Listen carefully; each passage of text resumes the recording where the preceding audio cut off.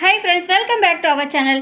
10 நிமிஷத்தில் ரொம்ப சுவையாகவும் சிம்பிளாகவும் ஒரு அருமையான மோர் குழம்பு செய்யலாம் ஃப்ரெண்ட்ஸ். அது எப்படி செய்யலான்னு பார்க்கலாம். அதுக்கு முன்னாடி நம்ம சேனலை சப்ஸ்கிரைப் பண்ணாமல் பார்த்தீங்கன்னா மறக்காமல் சப்ஸ்கிரைப் பண்ணி சப்போர்ட் பண்ணுங்கள். கூட பெல் பட்டனை கிளிக் பண்ணி ஆல் அண்ட் ஆப்ஷன் ஓகே பண்ணிக்கோங்க. அப்போ தான் நம்ம சேனல் அப்லோட் பண்ணுற வீடியோட நோட்டிஃபிகேஷன்லாம் உங்களுக்கு உடனுக்குடன் வரும். வாங்க ஃப்ரெண்ட்ஸ், நம்ம மோர் குழம்பு செய்யலாம்.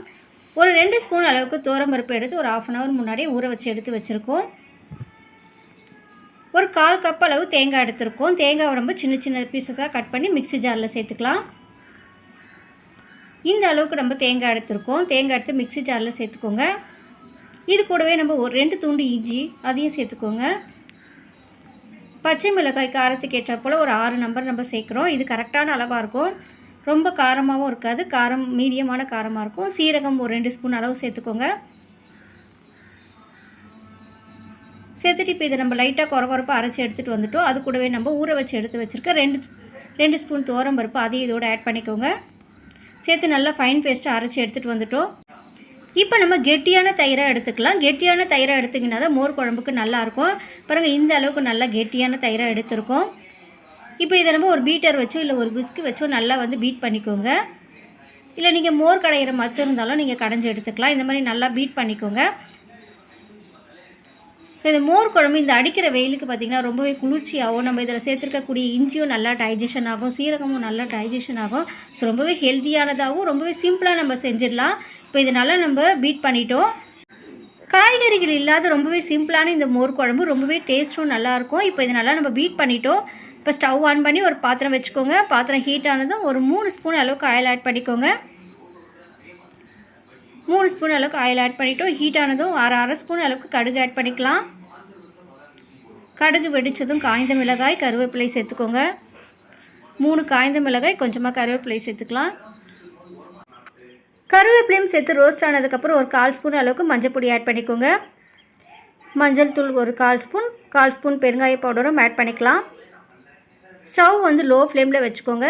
சேர்த்து நல்லா கலந்து விட்டுக்கலாம். மஞ்சள் தூள் ஒரு 1/4 ஸ்பூன், பெருங்காய பவுடர் ஒரு 1/4 ஸ்பூன் ஆட் பண்ணிக்கோங்க.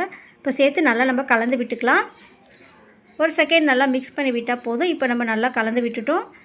இது கூட நம்ம அரைச்சி வச்சுருந்த பேஸ்ட்டையும் ஆட் பண்ணிக்கலாம். இப்போ நம்ம மோர் குழம்புக்கு ரெடி பண்ணி வச்சுருந்த மசாலா பேஸ்ட்டையும் இதோடு ஆட் பண்ணிக்கோங்க. சேர்த்து நல்லா கலந்து விட்டுக்கலாம். நம்ம மிக்ஸி ஜார்லேயும் கொஞ்சமாக தண்ணி சேர்த்து அதையும் ஆட் பண்ணிக்கோங்க.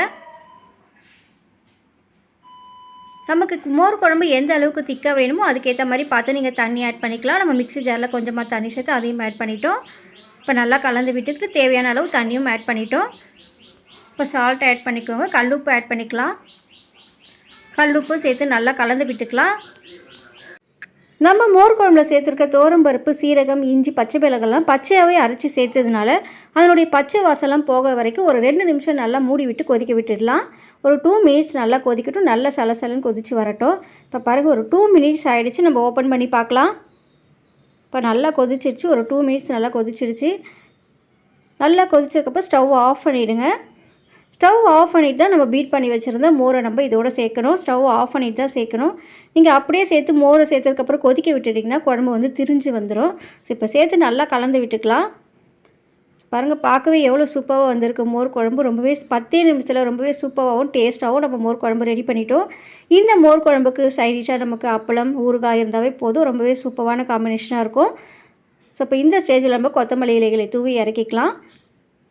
அவ்வளோதான் ஃப்ரெண்ட்ஸ். இப்போ நம்ம ஒரு சர்விங் பவுலுக்கு ட்ரான்ஸ்ஃபர் பண்ணிக்கலாம். ஒரு 10 நிமிஷத்தில் நம்ம ரொம்பவே பக்காவான சூப்பரான டேஸ்டான மோர் குழம்பு ரெடி பண்ணிட்டோம். ஸோ நீங்களும் இந்த அளவுகளோட இந்த மெத்தடில் கண்டிப்பாக ட்ரை பண்ணி பாருங்கள். இந்த சம்மர் டைமில் மோர் குழம்பு எடுத்துக்கிறது ரொம்பவே நல்லது. ட்ரை பண்ணி பார்த்துட்டு உங்களுக்கு எப்படி வந்தது அப்படின்னு கமெண்ட்டில் சொல்லுங்கள். உங்கள் வீட்டில் எல்லாருக்கும் பிடிச்சிருந்தது அப்படின்றதையும் சொல்லுங்கள். நம்ம சேனலையும் சப்ஸ்கிரைப் பண்ணாமல் பார்த்தீங்கன்னா மறக்காமல் சப்ஸ்கிரைப் பண்ணி சப்போர்ட் பண்ணுங்கள். வீடியோ பிடிச்சின்னா மறக்காமல் லைக் பண்ணிக்கோங்க. உங்கள் ஃப்ரெண்ட்ஸ் ரிலேட்டிவ்க்கு ஷேர் பண்ணிக்கோங்க.